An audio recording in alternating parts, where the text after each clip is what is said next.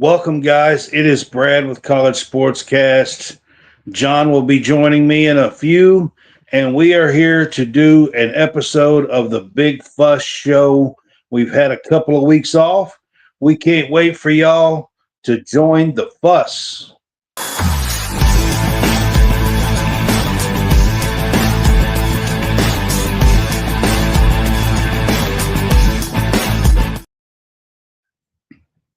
Welcome in, guys. It is Brad with College Sportscast. We, possibly me, are here to do an episode of the Big Fuss Show for you guys. It's been a couple, maybe 3 weeks since we done one. Been busy with some basketball stuff here lately on Tuesday nights the last couple of weeks. So we are here to finally do a new episode of the Big Fuss Show. If you are on Facebook with us, we do appreciate you guys. We have been growing like crazy on Facebook. And if you are with us on Facebook, we appreciate you. We are over 6,100, approaching 62, and growing tremendously here. You can help support us by sending stars, or you could subscribe for just 99 cents a month, and that does give you your own subscribers page that you yourself can post on, and it gives you your own subscribers chat as well. Again, that's just 99 cents a month. And if you are on Facebook with us, please like and follow. Subscribe. If you are on YouTube with us, please like and subscribe on YouTube. We are trying to grow that platform as well, and we appreciate you watching on YouTube or on Facebook with us tonight. Looks like Hammonds is trying to join. What's up, Hammonds? What's up, brother? What's going on, man? We are here to actually do a Big Fuss Show tonight. About time, man. Yep. So I just went through the spiel of Facebook and YouTube. Trying to get everything situated here. All right, I'm ready. I am too, actually. All right. Let me get the subscribers thing off. All right. So the first half of this show, going to kind of split this up into two. The first half of this show, at the top of the screen in the left-hand corner, you're going to see a QR code. That QR code is for our Bet Us. That one is for the Bet Us with the Real Fresh channel. Check them out on the Real Fresh channel on YouTube. They do a lot of cool shows. They're fantastic at picking NFL games, like over 70% correct. This is the third year in a row. So if you are on with them, check them out. But this QR code gives you a deposit match up to 3 times for 125%. If you will use that, you will gain some money to do a little betting with. Please bet responsibly. I'm going to leave that up on the screen as we talk tonight a little bit. And again, we are here to do the Big Fuss Show. What's up, Scott? Appreciate you being here, man. Fun fact. He's actually a friend of mine. He works for Brantley Gilbert. All right. Cool. Which is pretty neat, ain't it, Scott? And Jerry Carter, what's up, man? I appreciate you. I talked to Jerry today on the phone. I gave him some ideas on how to dismantle the 49ers product. Oh, me. I had to get him a little riled up there, but you want us to go into the AP poll real quick before we start? Yep, I do. We're going to start with a weekly update. that we normally do per every week here on the college football weekly AP poll. So, John, I'll let you start with that. Okay, let me get it pulled up here. All right. 1 is Ohio State.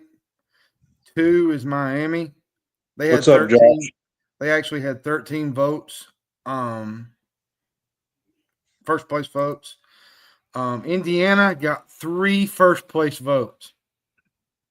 Big win this past week. Yeah, they're number 3. 4 is A&M. 5 is Ole Miss. 6 is Alabama. 7 Was you is Texas surprised Tech. that Ole Miss and Texas A&M flip flopped or no? Yeah, a little bit. I'll talk about that here in a minute. Oregon's at 8. 7 was Texas Tech. 9 is Georgia. 10 Appreciate is that, LSU. John. 11 is Tennessee. 12 is Georgia Tech. 13 is Notre Dame. 14 is Oklahoma. 15 is BYU. 16 is Missouri. 17 is Vanderbilt. 18 is Virginia. 19 is South Florida.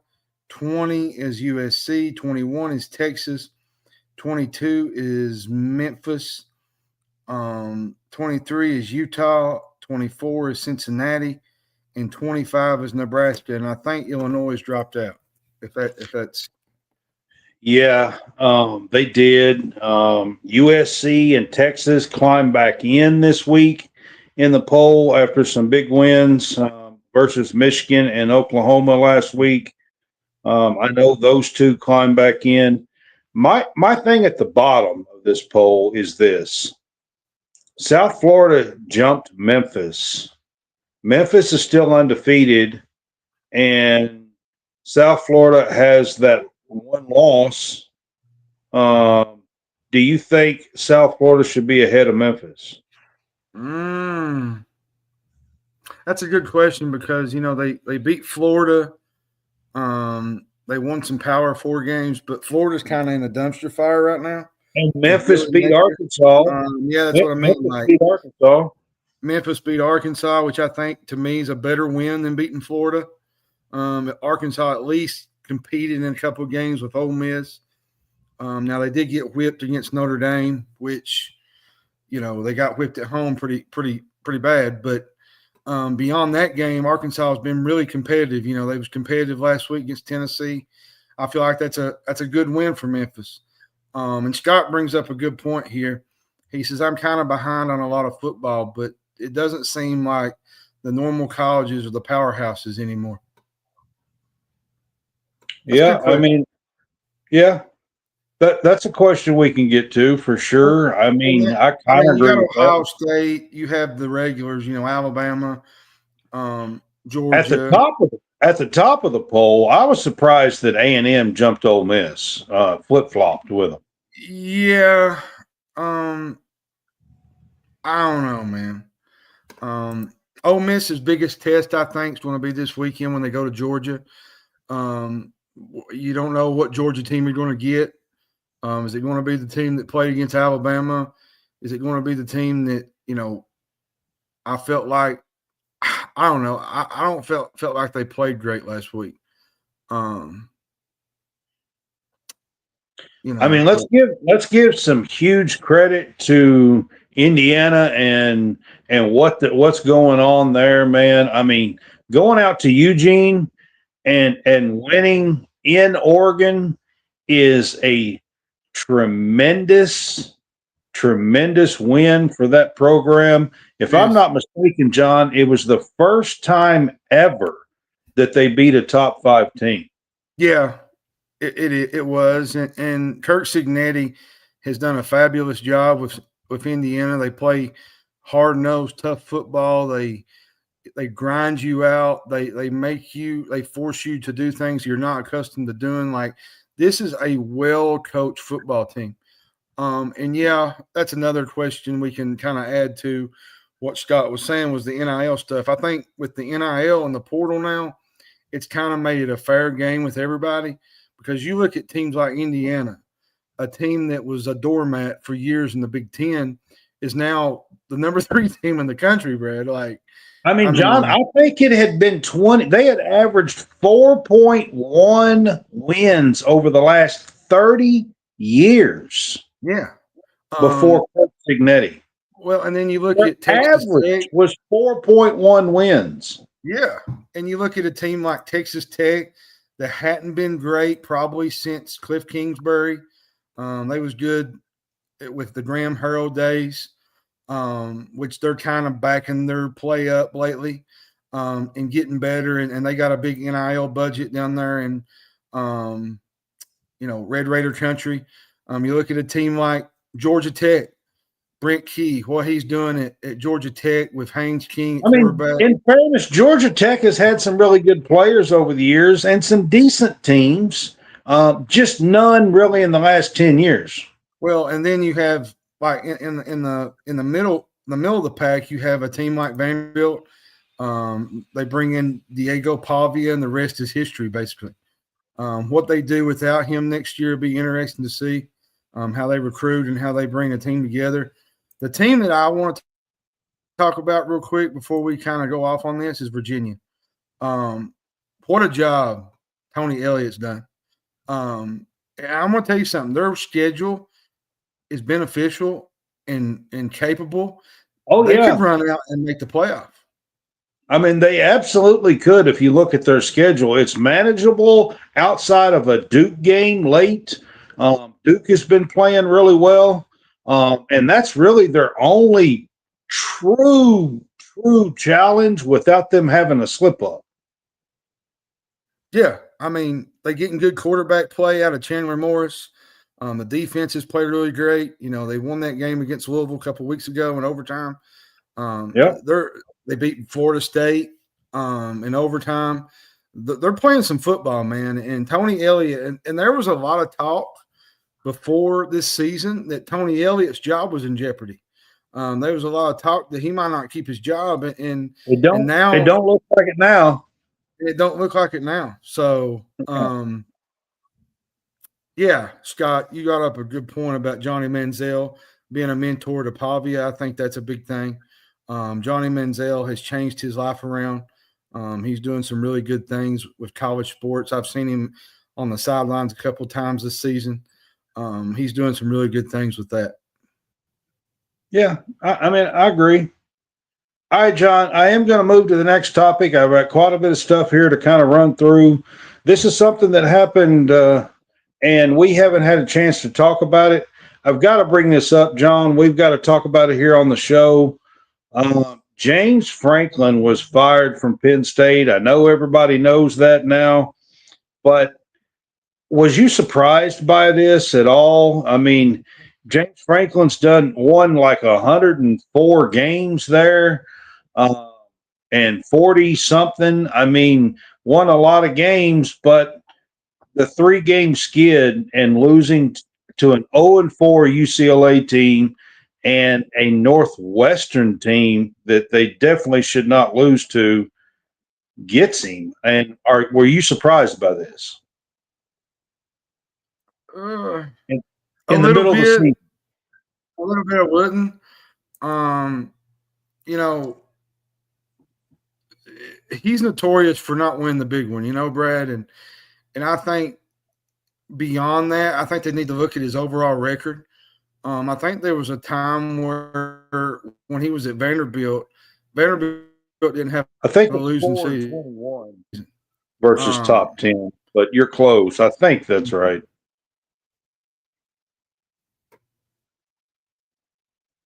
He was in his 12th year. And I think he had a 49 million. I think it was. They opened the season as preseason number 2 in the country. They won their first 3 games. They dropped a double overtime loss to Oregon before they got beat at winless UCLA. Then UCLA kind of went on and beat Michigan State, which that's a fun little story right now. Penn State was 4-21 under Franklin. Yep. Against AP top 10 opponents. Yeah. And they had a 1-10 in Big Ten conference games. I get at the end of the day, you got to find a win those games. I get it. You got to take some ownership, Brad. I think he does. I think this guy's going to get back on his feet. I think he's going to find a place. Wouldn't be shocked if it's somewhere like a Look, Virginia guys, Tech, somebody's going to scoop him up. He's won way Oklahoma too. State. He's won 67% of his games as a college football coach. He's 8-7 in bowl games. He's 2-1 in college football playoff games. I mean, let's be honest, guys. I mean, he's won a lot of games, and he has relationships all over the country to get recruits. He's a top recruiter. He's got talent in the NFL galore from Penn State over the last 11 years. Somebody's going to scoop you know what his him record up was? quick. You know what his record was at Penn State? 104 You know what his and record was at Penn 44? State? I think it's 104 and 44 or 45. something like that. 12 years. 45. He won a Big Ten championship in 16. Yep. And 2016. he reached the playoff semifinals last year. Now, Yeah. let's be In fair. He struggled January against a of lot of this elite year, teams during his tenure there. in January of this year, he was one play away from playing for a national championship. Yeah, and I think he missed the 4-team college playoff in each of, I think, Franklin's first 10 years he was in there. Now, I'm going to tell you what lost him his job was the UCLA game. You just cannot lose to a team that is, in a dumpster fire themselves. They had just Jerry fired the Newhouse's coach. as the They had just fired their throw coach. in Jerry They just Newhouse, fired their which offensive coordinator. Yeah. Not a good look. Not a good look. But I do have to say, somebody's going to scoop him up and get a good coach that has Power Four conference elite recruiting and a lot of wins under his belt. I will have to say that for sure. Now, there's talk of Kurt. There's talk of Kurt Signetti. Oh yeah, there's talk of Kurt Signetti, but I really am not sure if Signetti is going to make that jump. But there is what seems like some real legs to Matt Rule possibly going to Penn State. John, I have a question. We're going to debate here for a minute. Would Matt Rule be a downgrade at Penn State?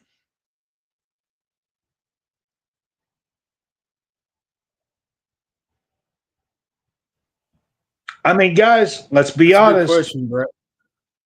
I think, would Matt Rule be a downgrade from James Franklin? There's a lot of talk I don't that think Matt so. Rule. I mean, look what he did at Baylor. He won 10 games a couple of places. James Franklin's won 10 plus games 6 out of 11 years at Penn State.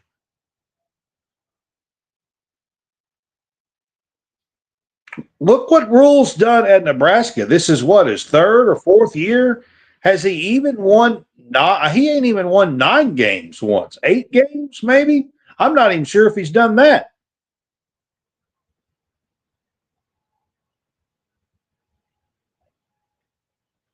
I mean, the one thing that Matt Rule has for him is Dylan Raiola.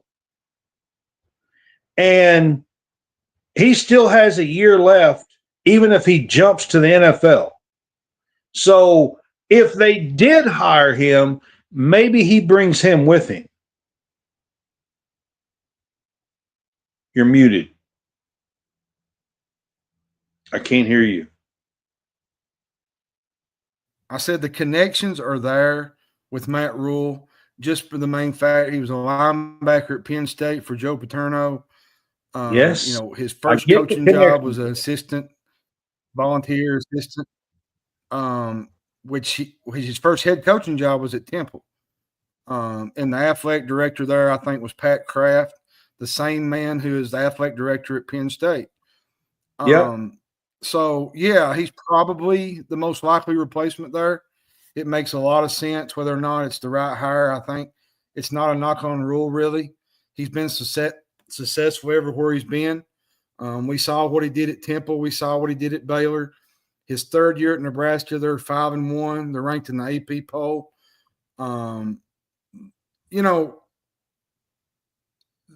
Penn State is not a rebuild, though. Let's just throw that out there. The way Nebraska, Baylor, it's a win now mentality. Well, let me be clear about this. Penn State is not the same Penn State that Joe Pa had. No, but it's same. It's the same football program. It's a win now mentality. I don't think Penn State fans are going to sit around and wait for a third year like he is at Nebraska and wait for a winning year. I just don't think Penn State fans are going to deal with that. There's no way.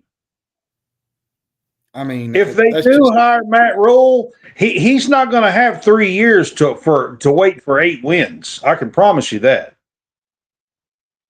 Well, and there's probably some bigger names out there. I would even throw out Kirk Cignetti, but I don't know how he would be interested. Matt Campbell would be one. Campbell's a really good program builder, I think. He's been really successful at Iowa State, and that's a difficult job.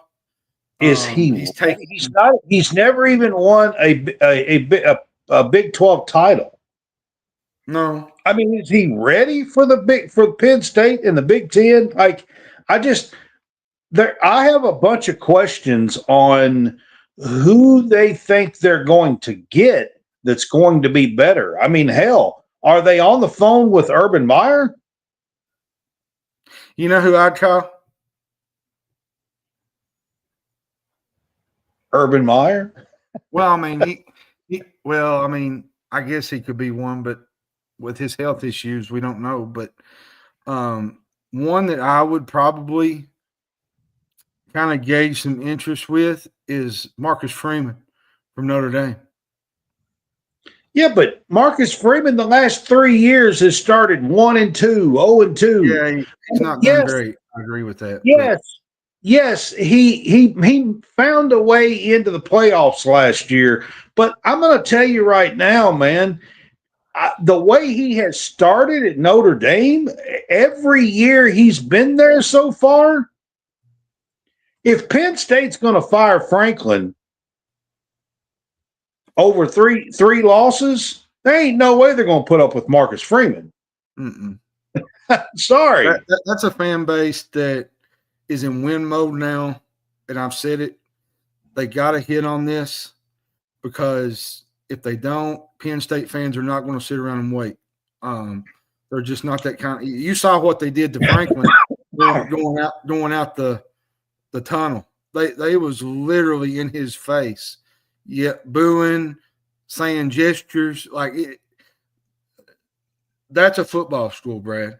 And you better win. You better win when you win. They are, but I tend to think that they are not the same Penn State that Joe Pa had. They're not, but that's been a long time ago. That's been a long time ago now. You got to remember, though, Brad, in this day and age, with the portal, with the NIL, you can throw a team together. It's not like Joe Pa was there 5 years ago. What's it been, like 17 years or something since Joe Pa was there? Something like that. It's been a long time, guys. I'm just saying. All right.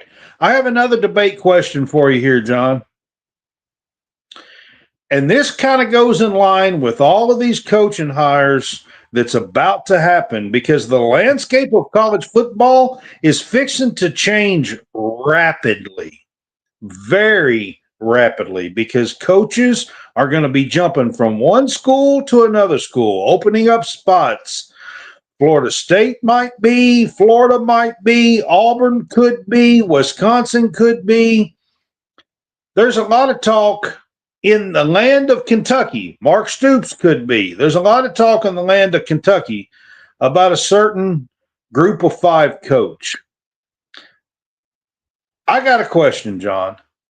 Better hires, proven former Power 4 coaches, or up and coming group of 5 winners? Who is a better coach to hire for these elite Power 4 conferences? It depends on where you're going, really. Like, if you're going to a place like Kentucky, Virginia Tech, it would be more of a former proven coach. Now, a team that's more like on the rise, it would be more for an up and comer, like a John Sumrall, the Morris guy from North Texas, those kind of guys. But The if you're guy looking it's the guy at South Florida, Alex South Florida, Alex Golish, Golesh. yeah, he's another one that's really good. So I would go with a proven Power 4 coach before I would go with an up and coming. Now, listen, everybody. The reason why I say this is like in all seriousness, how did Brian Harrison work out at Auburn? How's Billy? Good. How has Billy worked out at Florida? Well, two of those. Okay, let me rephrase this. Two of those didn't work out. Okay, but look. Okay, let's look at Y'all at remember Butch Jones? Y'all remember Butch Jones? How'd he work out at Tennessee? But look what's happening in Indiana with Signetti, with James Madison. Every now and then you find a rabbit in the hole. And okay, he's in his 41st year of coaching or some shit. Yes, but you got to remind yourself, though, Brad, look where he was at. He was at a place like James Madison. Now, he's been on the Alabama staff with Saban and all that. He was under some coaching trees. But at the same time, you got to think, going from James Madison to Indiana, it's a big move for a coach that is trying to build, what he wants to build at Indiana. But John, James Madison was probably a better program than Indiana. I mean, hellfire. James Madison was probably a better program than Indiana. The only thing that Indiana had going for it was that they was in the Big Ten, but nothing else. Nothing else. I mean, nothing about that program was better than James Madison. No, I agree. But what I mean, probably now they probably would be. But back I'm talking about when he took the job. What I'm talking about. Well, yeah, you're probably right. I'll name you a couple other guys. Tyson Helton from Western. He's done a really good job at Western. A lot of D1 places have rated his school for talent, and yet he continues to do the job that he does there. Now, he's probably going to be one to watch for a high-profile job. Lane Kiffin's another one. But I feel like he's probably comfortable in Oxford. The only job that I probably could see him going to is probably Florida. I don't even see that one. Rhett Lashley would be another one. Rhett Lashley would be a good one. Now, he's now in a Power 4 conference at the ACC, and in his first season, he got to the ACC championship game. I'll give you another one that nobody's really talking about is Ryan Silverfield from Memphis. Been doing a fantastic job. But here's my thing, John.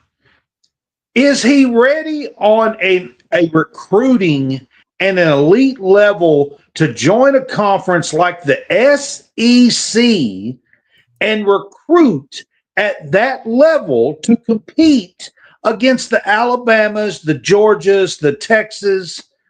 Like, you can't recruit the same type of guy. Like, no. You can't use those type of relationships. Like, I think it's different. And I'll just be honest with you guys. Well, I think it's totally different going into the SEC. Jimbo Fisher would be another one. Jimbo Fisher's a former Power 4 conference on the other side. I'm going to tell you, and I know people's probably going to say they're going to be throwing pitchforks and knives and everything at me. But I say this, if Kentucky was to say, let Stoops go. There are so many guys I could name before I would want a group of 5 coach. And I'm not even playing. John Gruden, his name's going to bring a lot of attention. I would name Rhett Lashley. I would name Buster Faulkner. I would name Jimbo Fisher. I would name James Franklin. Like, there are so many names I could come up with. I'm going to name you 3 coordinators that I think have an opportunity. One of them is Buster Faulkner, the Georgia Tech coordinator. He's got them on a fast start, the way they play offense. I'll tell you one for sure. Brian Hartline would be another one. See, I'm not so big on Brian Hartline. I mean, maybe. I just think Brian Hartline, I know he's getting a lot of pub, okay? And I know what's going on at Ohio State. But it's only been going on for like 2 years. I'm going to tell you one that I like. 3 years that he's been doing it. He's sitting out in Oregon. Will Stein. That's the one I like. And I Will Stein is the one I like. Because Will Stein's also been in the SEC. He's been out there with Dan Lanning. I mean, Will Stein has some Power 4 experience. And he's developed back-to-back. Top elite recruiting as well. You got to think, too, Brad. He's developed 2 back-to-back Heisman finalists. And he's a former Louisville quarterback, which I don't know how he would feel about coming to Kentucky, but at the same time, I don't either. Just give him a call. Give him a call.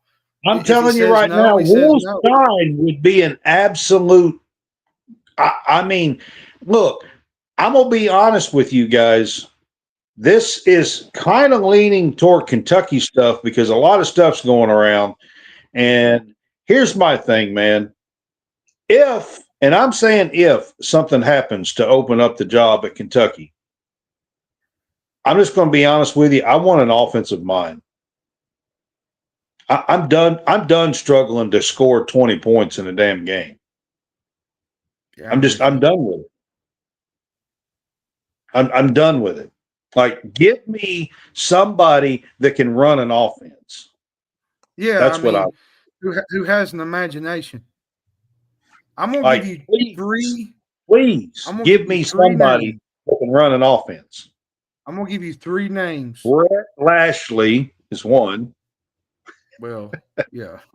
I'm gonna give you 3 names that I would call if something happens with Stoops in Kentucky. These are my 3. I don't know your 3, but my 3 would be: I'd call Jimbo Fisher.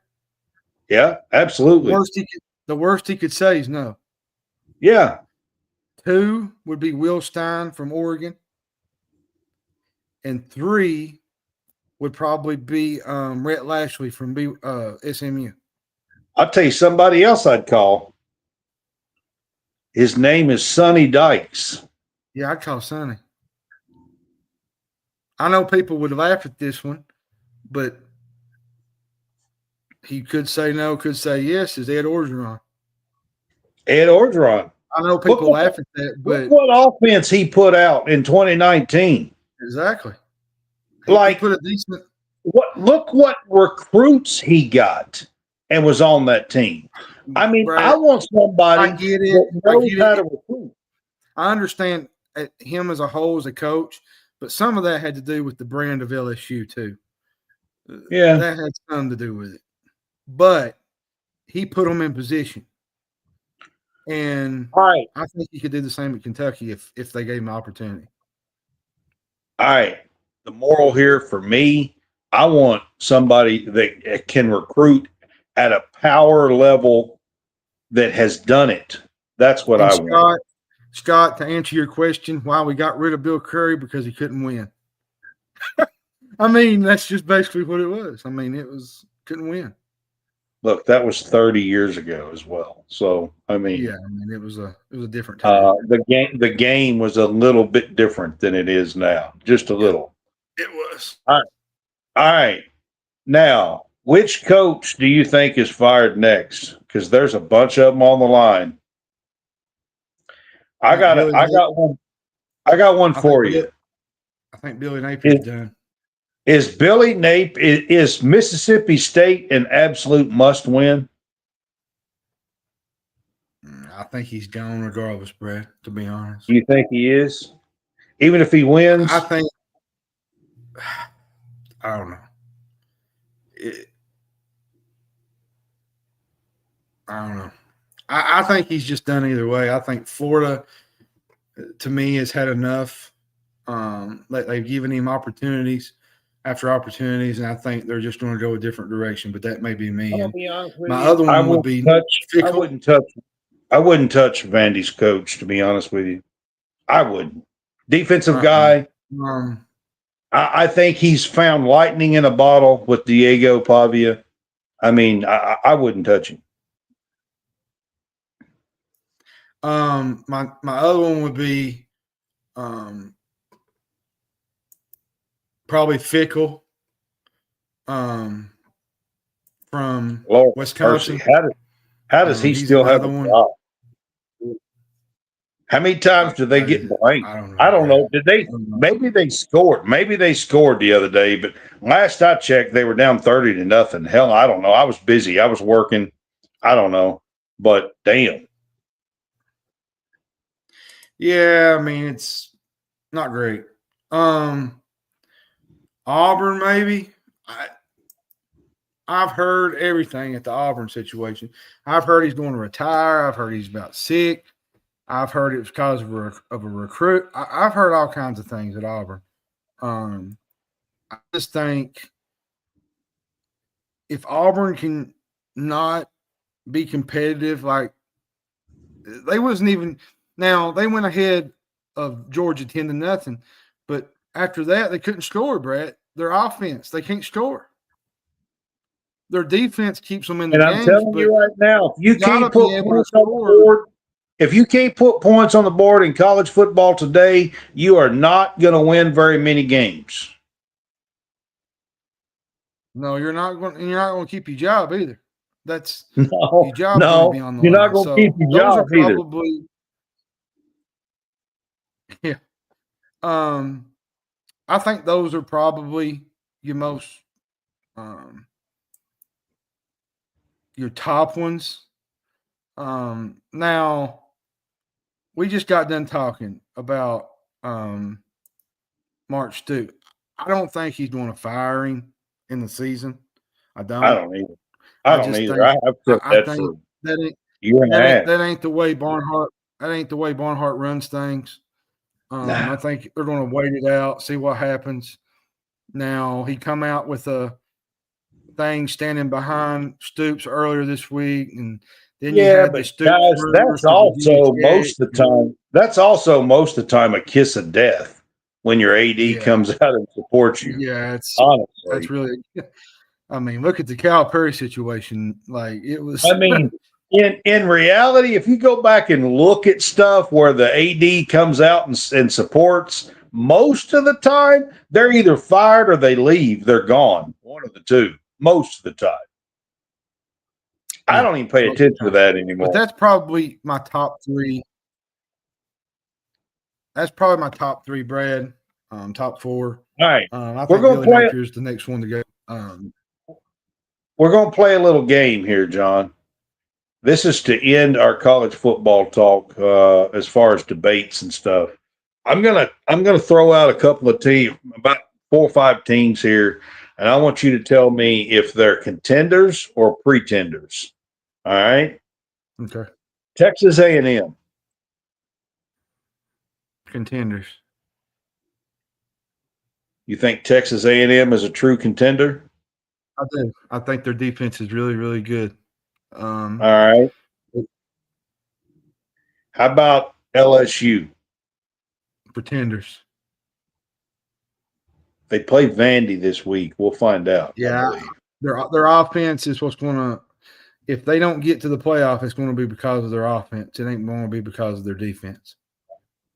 All right, I'm going to put this one in because they lost at home last week. What about Oregon?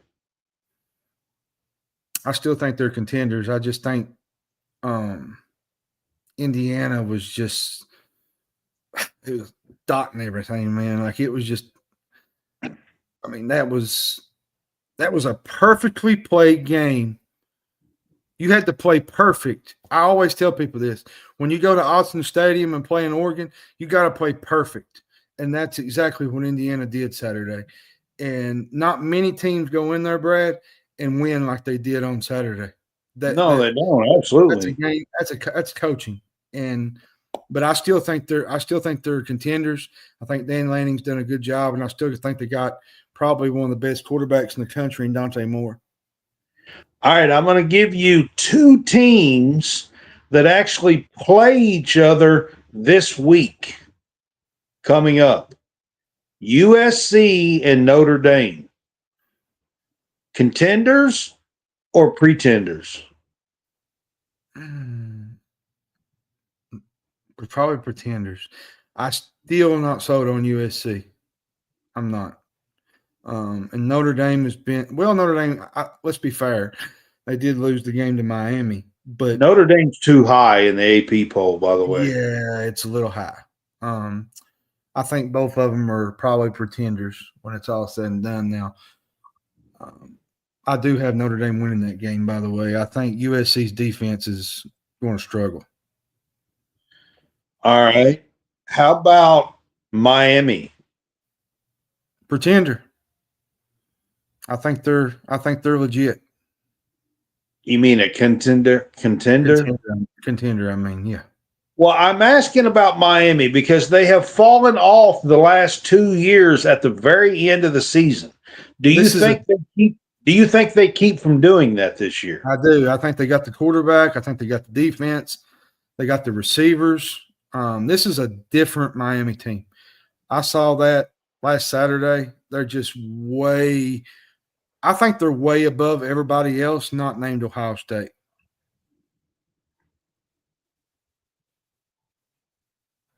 I was just looking through some of the comments here. And I'm going to be honest with you. This is what week is this? 8. We're at week 8.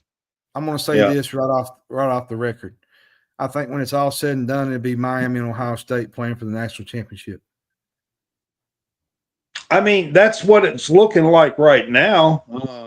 Indiana might have something to say about it. Yeah. And I still think there is 3 or 4 SEC teams that could have something to say about it. Could you imagine a world? I was thinking about this today.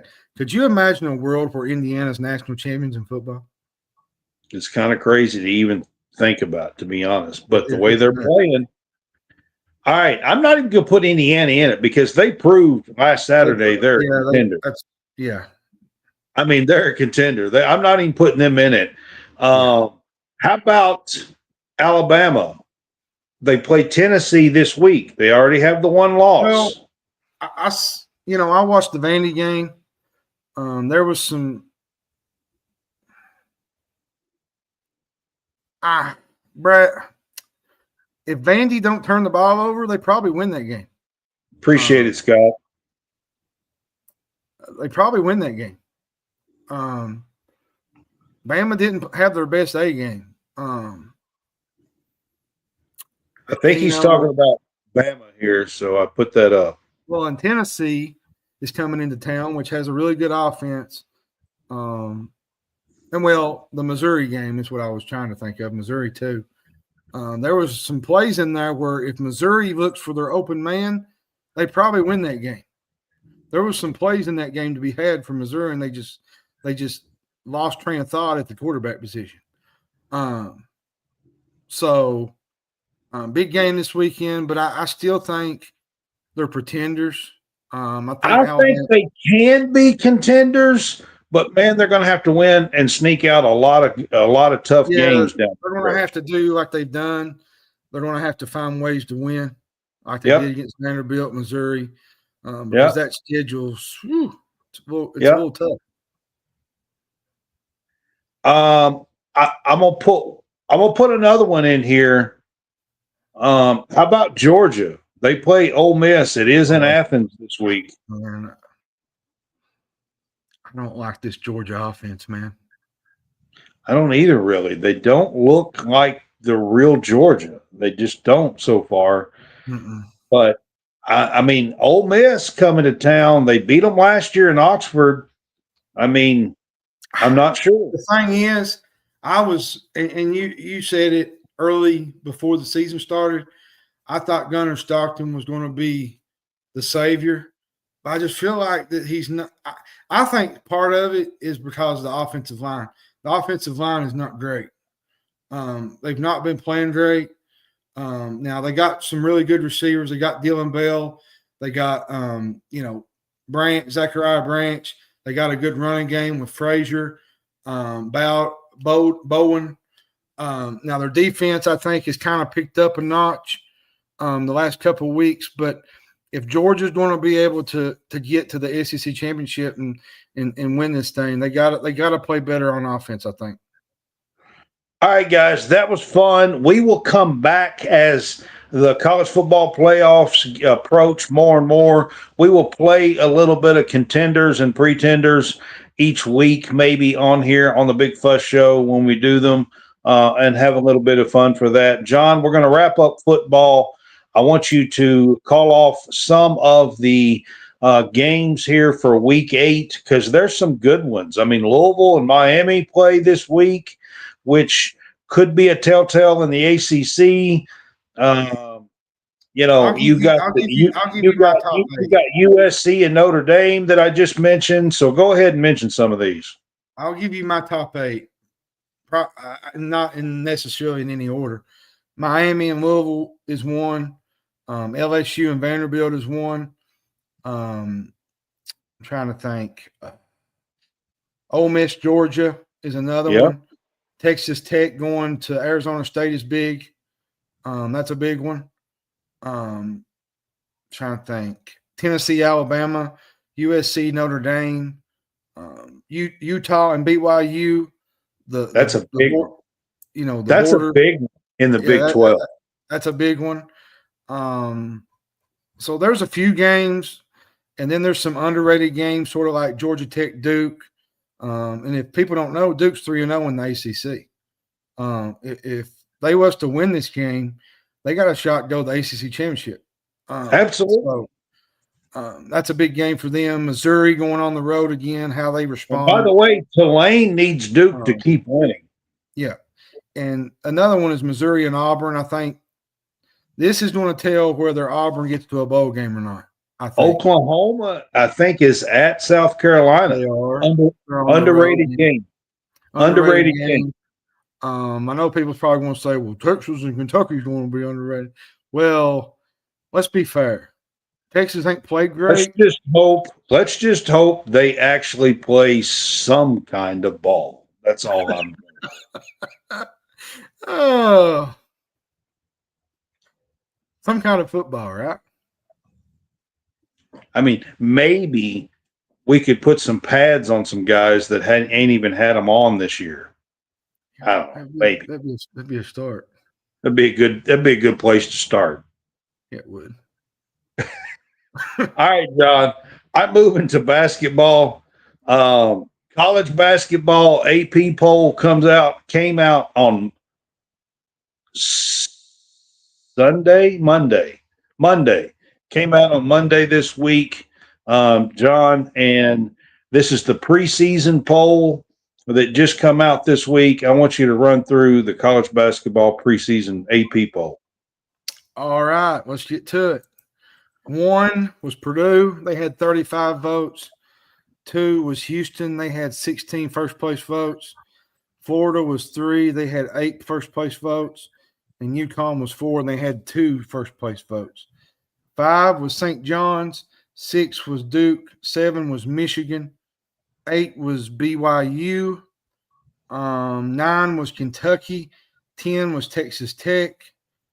11 was Louisville. 12 UCLA. 13 was Arizona. 14 is Arkansas. 15 was Alabama.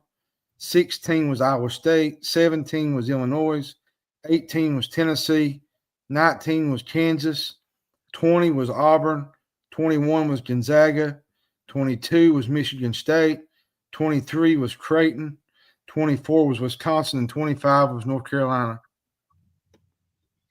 All right. Was there any surprises? Is there any team in there that you think, wow, one way or another, too low, too high? Not really, no. So I was a little surprised with all the talk. I kind of thought Louisville would be top 10. I know they're 11. I know they're not very far, but I kind of thought they might be like 7, 8, 9, somewhere in that range. You got to, they got one of the best freshmen, Michael Brown. They got He's Isaac good, McNeely from Virginia. They got Ryan Conwell from Xavier. Javon Hadley is back. This is going to be a really good Louisville basketball team.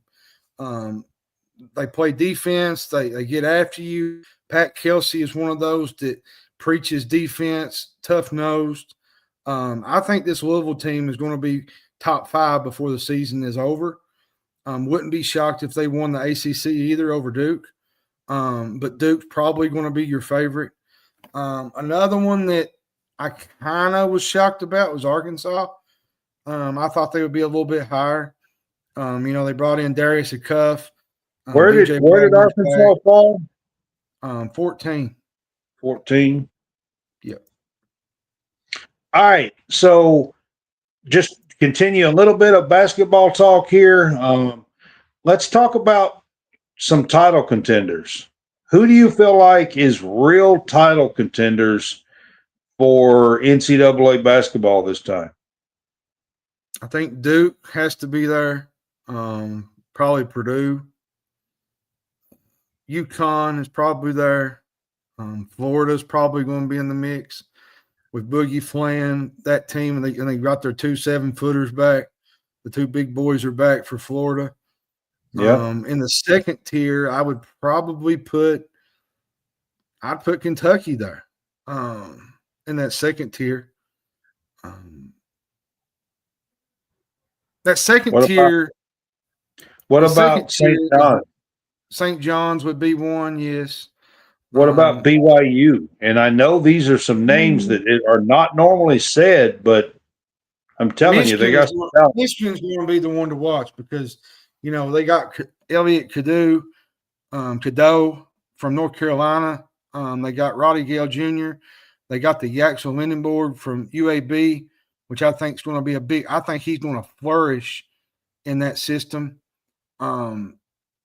Dusty May's good. Dusty May's got. BYU's going to be good. AJ DeBonsa is going to be tough. They get Richie Saunders back. They got the Baylor guard, Robert Wright. I'm telling you, BYU's going to be really good. BYU's going to be good. Texas Tech's going to be good. They do get JT Toppin back, which is huge for them. Losing the Derek Williams kid might hurt them, but Tennessee will be pretty good. They got the Gillespie kid from Maryland, Amari Abram from Louisiana Tech. They got Nate Ament, the big number. I think he was number 4 in ESPN Top 100s. They brought back the Phillips kid in the middle. You know what's wild? We've talked now for 3 minutes and not one word from Kansas, North Carolina. Like, it's just Houston's going to be there. Yeah, Houston. We need to bring up Houston. I'm going to tell you, they bring back Milo's Uzane, and they also bring back Sharp, and they also bring back Tugler, and they got one of the top players in the country in Chris Sinek Jr., the freshman. I'm going to tell you something, y'all. If you haven't watched Kelvin Sampson and this Houston Cougars team, you need to sit down and watch a game that they play. They get after your AWS. Oh, yeah. They do. They are hard-nosed. There was 1 or 2 plays away from winning the championship last year. If they don't make mistakes. They were real close, yeah. In the Florida game, they probably come away as national champions, and Florida goes home without a trophy. So, excited about basketball season. Football season has been a train wreck so far. I'm still paying attention to it. I do love college football as well. Even if Kentucky is not playing well, I love watching it and everything else. I wasn't necessarily talking about Kentucky. I was talking about the Cowboys. Oh, well. So I was kind of going that direction with that. So I do want to get to one more quick topic on college basketball, and then we're going to move on to a little bit of women's basketball. We're going to do this same order in women's basketball, but name me some top players to watch in college basketball. That's tough. Otega Oweh, he's coming back for Kentucky. I think he's a guy that you need to watch out for. What about the Boozer kid from Duke? Boozer twins. I think they're going to be huge for Duke. I think they're going to be probably a lot of the reason why Duke is going to be in that top 5 probably all year. Listen, that freshman that Louisville got that you're talking about, I seen him play in some tournaments. That kid's good. Yeah, he's good. Trey Kaufman-Wren from Purdue is really good. Bruce Thornton is coming back to Ohio State. He's going to be good for them. JT Toppin, can't leave him out. JT Toppin. Terrace Reed from UConn is going to be good. He's back for UConn. What about Dent at UCLA? Yeah, Dent is another one. Donovan Dent. Then you got Josh Hubbard at Mississippi State. He's back. Trying to think of a few. LeBaron Favon from Alabama. He's back. I think he's a big piece to Alabama. Yeah. I'll give you one. Big Z from Illinois. I think he's going to flourish in Brad's system. I think he should. I think he's really good. I think he's going to, Illinois has got a bunch of Euro kids that they can play ball. They're going to be fun to watch this year. Let me ask you about one in particular that I 2.5 years ago would have never thought he'd still be in college. DJ Wagner. Does he make a step this year big enough to finally get to the NBA, or he's a junior now? That's hard to believe. It's unbelievable to me. Yeah, I think you had the whole Cal, even Kentucky, and he didn't have. And I think his last year, Kentucky, he was hurt a little bit, some, and then he went to Arkansas. Well, we're talking about year 2 at Arkansas now. I felt like he made a jump last year. My opinion. Late in the year, I thought he played really, really well. I thought he played good in the St. John's tournament game. I think he's going to have to step it up if he wants to go to the NBA, and I think he can. He's going to be surrounded by a bunch of really good guys. Carter Knox, Darius Acuff. This is going to be a good Arkansas team.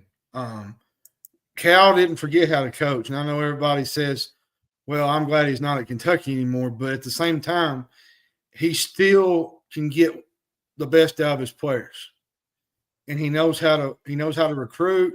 He now. Whether he wins a tournament game. I'm having to disagree with you just a little bit. You just said he still gets the best out of his players. He did last year. I'm not so sure about that. Look at DJ Wagner. Look at Big Z. I'm not sure that he ever really got the best out of Adu. Not Adu, but Adu. Look at last year towards the end of the year, Brad. They made the run, beat St. John's, should have beat Texas Tech.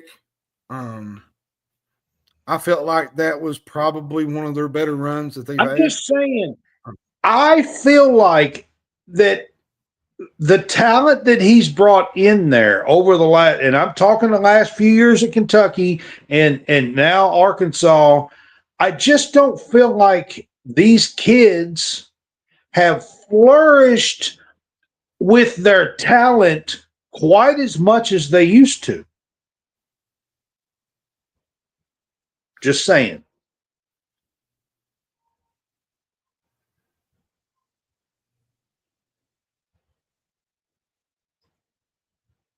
Just saying. I'm trying to read. You ready to move on to the girls? Yeah, I was reading Jerry's comment there. Look, I think Big Z's going to do good at Illinois. I really do. I do too. All right.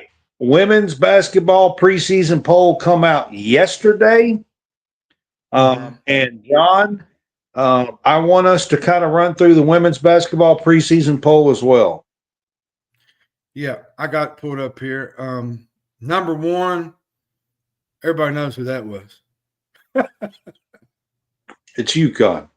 UConn, yeah. 2 is South Carolina. 3 is UCLA. 4 is Texas. 5 was LSU. 6 was Oklahoma. 7 was Duke. 8 was Tennessee. 9 was NC State. 10 was Maryland. 11 was North Carolina. 12 was Ole Miss. 13 was Michigan. 14 was Iowa State. 15 was Notre Dame. 16 was Baylor. 17 was TCU. 18 was USC. 19 was Vanderbilt. 20th was Louisville. 21 was Iowa. 22 was Oklahoma State. 23 was Michigan State. And Richmond and Kentucky tied for 24th and 25th. Yep. John, I'm going to say this. I kind of thought the media was not going to put Kentucky in the poll. They did get 24th, 25th in the poll, in the preseason poll. I am very happy to see them in. I think they're very underrated. I do not think the media is giving them as much love as they need to be getting right now, in my opinion. But that's why you play the games. Coach Kenny Brooks and Clara Strack and Tayani Key and Tony Morgan and Amelia Hassett and all of the girls have the chance to climb this ladder and prove to the world that the media got this wrong. Yeah, I mean, they got Tony Morgan from Georgia Tech. She's really, really good. Like you said, Tiana Key, Clara Strack, Amia Hassett, Asia Boone from Liberty. This team is going to be fun to watch. Girls. You got Jordan Obi. You got Jordan Obi and Dominika Porova, who were out last year. That's coming back. I think what separates this team, Brad, from a lot of teams is their length. They're tall. Clara Strack, Hassett can go out and shoot a three. Tony Morgan's going to be that guard that can facilitate. This is going to be a team to watch. And putting them at 24, I think, is a little bit disrespectful, but I get it. I do. I'm going to give you a player. John, I'm going to give you a player from this Kentucky girls team, women's team, to watch that's going to surprise every Kentucky fan.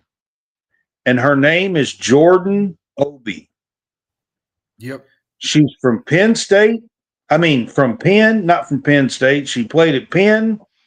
And in the Ivy League, she's been hurt. She was out all year. She's been working. She is so strong. I talked to both Clara Strack and Tayani Key yesterday. All right. And both told me that she is a beast. Her strength down low is going to surprise the world, is what they told me. I'm looking at some of the other teams in general. Vanderbilt, they're going to be number 19 in the country. Michaela Blake's is back. They get Madison Green. Then you got TCU, I think is going to be really good. Olivia Miles is there now. Taylor Bigby, Clara Silva is there that played at Kentucky. That's going to be a really fun team to watch. But the team I'm interested in this SEC, Brad, is Ole Miss. Coach O is one of the best coaches in the country. She went out. She wasn't playing around in the and transfer portal. absolutely loaded this team up. Cody She wasn't McMahon from playing Ohio around. State. They got Caitlin Peterson from UCF. She got Latasha Lattimore from Virginia. This Ole Miss team, I'm not going to put it past me that they don't make a Final Four run. I think they're that good. Yeah, she wasn't playing around for sure in the transfer portal, but there's a team at the top, John. News broke Monday. Like this one's kind of tough for me, to be honest with you. I've been covering the girls now for 3 years. Chloe Kitts announced that she tore ACL and she is going to miss this season and the entire season. There's a couple of girls actually. Ashlyn Watkins has already said that she is going to miss this season again, that she plans on being back. She tore her ACL the season before. Listen, Chloe Kitts, the last 2 years, has been one of the heart and souls of the down low, the front court. Then you for got South Carolina. Then you got Juju Watkins. She's going to be out for USC, Listen, which is going to be I tough. love Juju, but I've been up close and personal, honestly, courtside, to see Chloe Kitts play many times over the last 2 years, 2.5. And this one kind of hurts me a little bit, to be honest with you. Chloe Kitts is a star in the making. I really do believe that. I think she will play in the WNBA. She's got so much heart and grit on the floor, and I think that's going to be missed. I'm bringing this up because they're ranked number 2 in the poll. I think they're going to miss Chloe Kitts. I really do. I mean, they still got Tessa Johnson. They still got Raven Johnson. They still got. I mean, Joyce Edwards is back as a sophomore and is going to blossom. I'm sure of it as a sophomore. But the down low stuff, man, I'm a little worried now for South Carolina, especially early in the year. They play a tough schedule. Staley always plays a tough schedule, and with Kitts being out, I expect them to take a few lumps. They play Duke in Vegas. Yeah. So that's just a little bit of talk here about the girls, but title contenders, John, and on the girls' side, of course, you got UConn. I mean, South Carolina could be, but man, I think that's a hit. But they could be UCLA, Texas, definitely. Yes, Oklahoma would probably be in there. Oklahoma. Oklahoma could be. I think Tennessee will be there. So there's quite a bit in there. I'm going to give you some girls to watch. Duke, North Carolina could be. I'm going to give you some girls to watch this season. Yep. Sarah Strong would be one from UConn. Asa Fudd is another. Raven Johnson at South Carolina, I think, is really good. Joyce Edwards. Lauren Betts, she's back at UCLA. And her sister, who's a freshman, Sierra Betts, number 1 recruit. Texas, they bring Madison Booker back. Rory Harmon.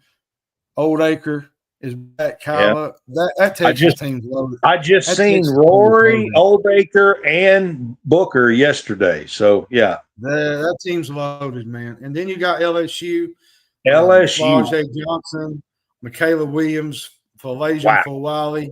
Wow. Can I just say, wow. Brother. Listen, guys, if you're a basketball fan, I cannot wait to watch those 3 on the floor for LSU girls, the women's team. If you like basketball, those 3, they're going to be lightning, man. I mean, it's going to be so fun to watch.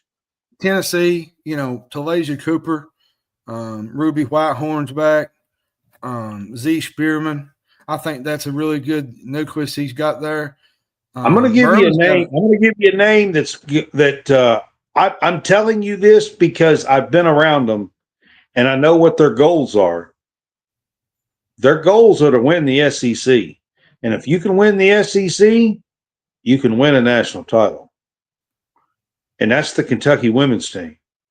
I don't know if they're going to get there. I don't know if the chemistry is going to be there, but I'm telling you right now, with Jordan Obi and Dominika Porova and Caitlin Carroll and Lexi Blue and the bench that Kenny could have, if he will play his bench and develop them early in this season, the first 10, 12 games before SEC play, if he will develop his bench, I think this could be a really, really strong team, possibly challenged to be a top 5 team before the year's over.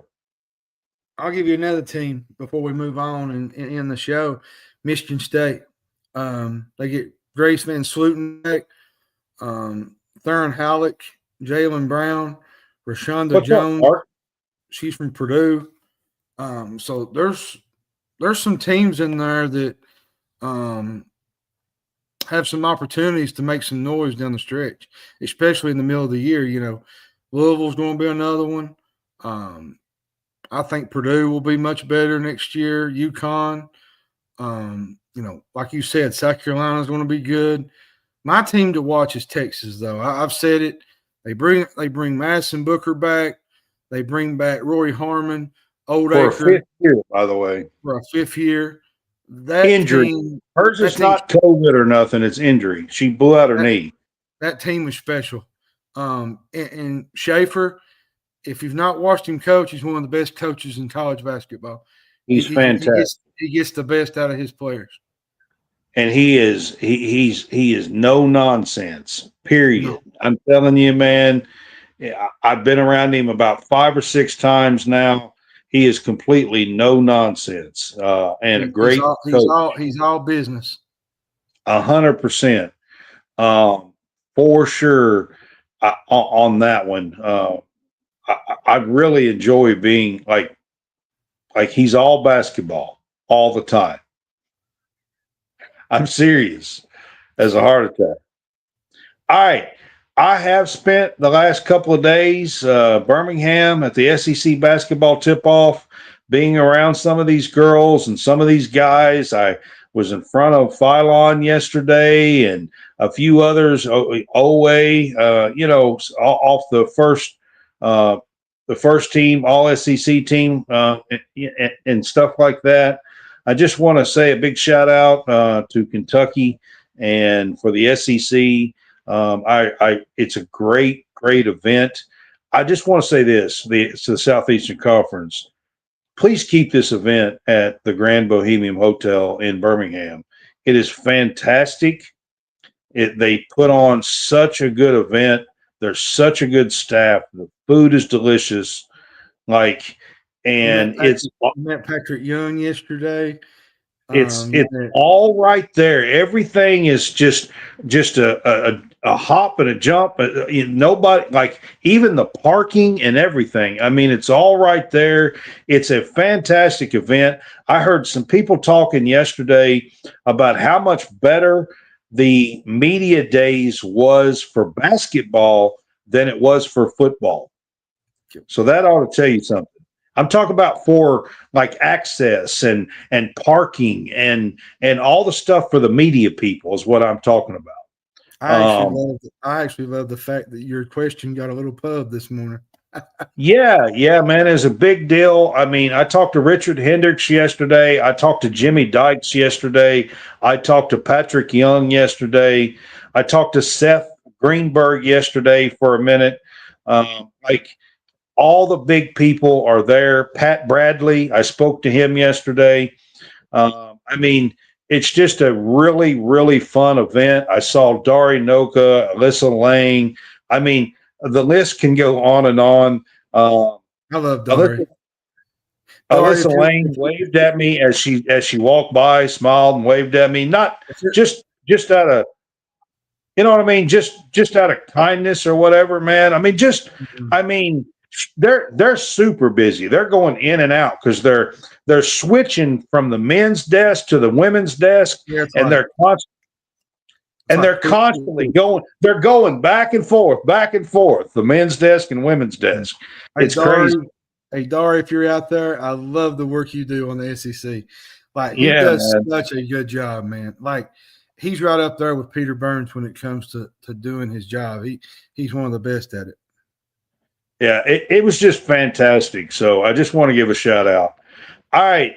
Exhibition season is about to begin. Actually, I just found out, I was looking up some stuff. There was an exhibition game. UConn played Boston College in women's 2 nights ago on the No, 13th. it was the men. Uh, huh? It was the men. It was the men? Yeah, the men played UConn. UConn played Boston College. Boston College actually led in the second half, Okay. but UConn I've kind of been put it busy. out of. I've been Yeah. busy driving, going. I mean, I really I haven't think seen a there's whole lot. one. I think there's one this weekend. I think Auburn's got one this weekend. Maybe Friday. I can't remember. Kentucky's is next week against Purdue. Then we have another exhibition. I think Alabama and Florida State play one, and I think Florida it's State, both yeah, men's and women's. men's I and think. women's. Yeah. And then we play Purdue next week. Then we play Georgetown right after that sometime. And then you kind of get into the I think we play a couple. Don't we play Arkansas plays Memphis, which is a big one. Arkansas, Memphis. Also, Memphis has Aaron Bradshaw there, by the way. Mhm. So Bradshaw's going to be going against DJ Yeah, it's gonna be neat. and Calipari. So that one's going to be kind of fun to pay attention to. I think Duke and Tennessee play in the exhibition games next week or the week after. I can't remember exactly when the There's date quite a is. bit of exhibition game. I thought I could look them up. They don't show the exhibition games. You have to really dig to find the exhibition games Yeah, on they usually post ESPN. them on Twitter every once in a while, but Yeah. But Duke and Tennessee play an exhibition game. There's some fun ones in exhibition games this year. here's the 10. I found this on the internet. VCU plays Villanova October 19th. St. Mary's plays Ole Miss October 26th. Michigan State plays UConn October 28th. Arkansas and Memphis October 27th. Arkansas, Memphis. Indiana and Baylor play the 26th of October. Michigan plays St. John's October 25th. That'll be Purdue and Kentucky that's October 24th.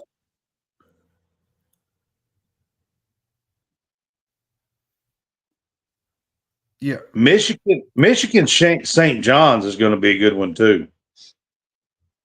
Yeah, that's going to be fun. Dusty May against Rick Pitino. And then I think there's two more maybe. They might be little game. Oh, Kansas and Louisville play the 24th, and then BYU plays North Carolina next Friday.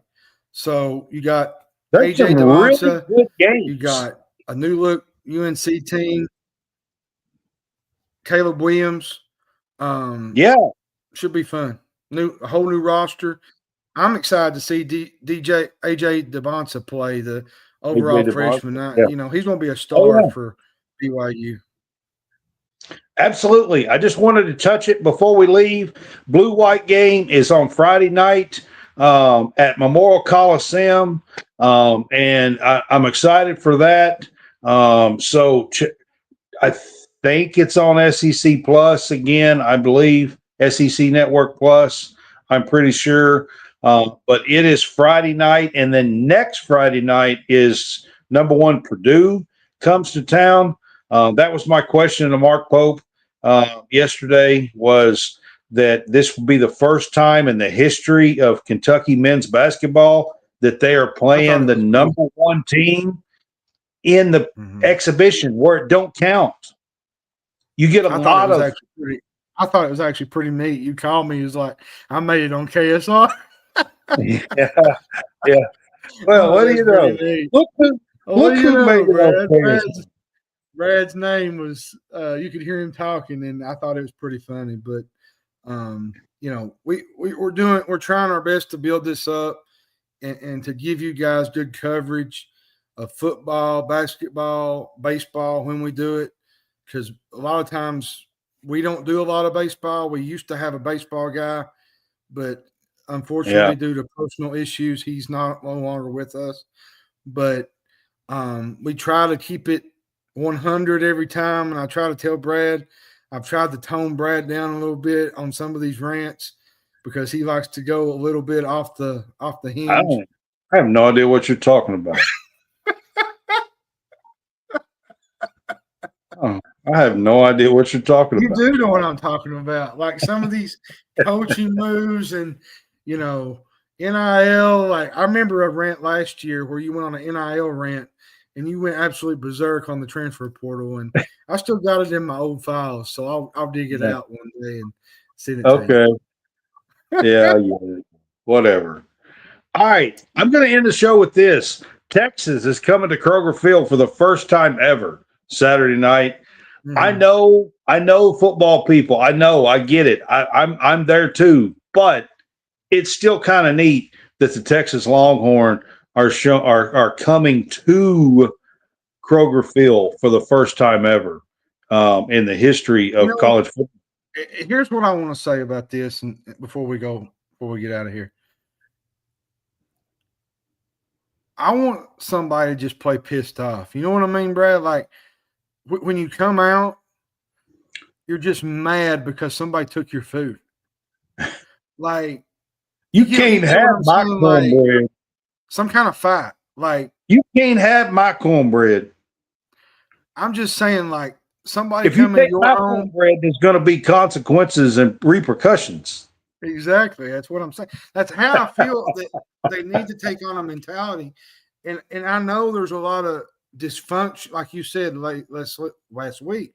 There's a lot of dysfunction, a lot of problems going on. But the problem is you could change the narrative with a win here. Absolutely. 100%.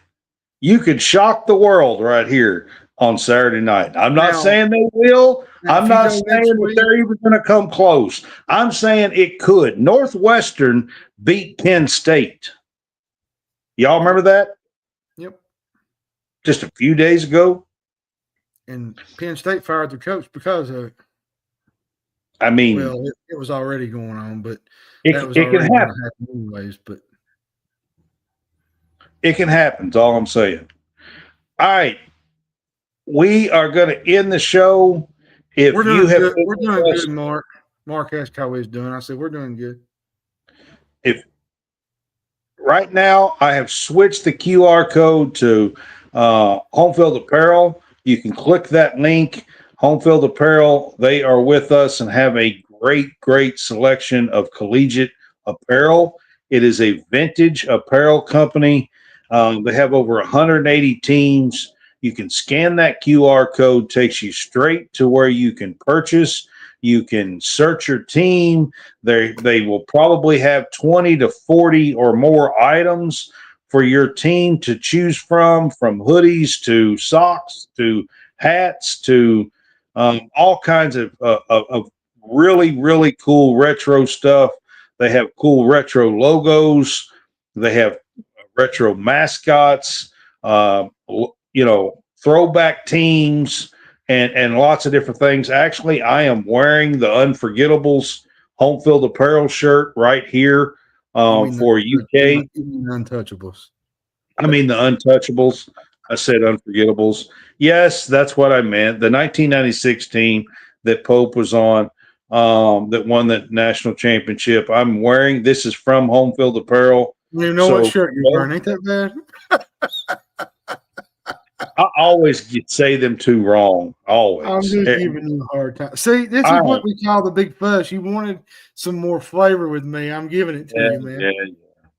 All right. So that's Home Field Apparel. Check them out. Use our code CSCast and get you some really cool gear from Home Field Apparel. All right. with that said, check out the Real Fresh channel. I had up the Bet Us code up there all episode long. They will match 3 deposits at 125%. Go to the YouTube channel. Check out our writings on Stadium Rant and go to their YouTube channel as well. And guys, we will see you tomorrow night because I'm going to Lexington on Friday. So we will see you tomorrow night for our game day pick'ems. We will do game day pick'ems on Thursday night this week because we used to do it on Thursday night. Yeah, we did do it on Thursday nights for a while. One whole season, I believe, at least during football we did. Yeah, during football we did, yeah. Yeah. So we will be on tomorrow night on Thursday night to do our game day pick'ems right here, College SportsCast. We are going to have some fun. There's a lot of good games to pick from. So we're going to have some fun here tomorrow night. I hope you guys enjoyed the fuss. Tell some people about the Big Fuss Show with College SportsCast, and we will see you guys tomorrow night for game day pick'ems with spreads. Y'all have a good night.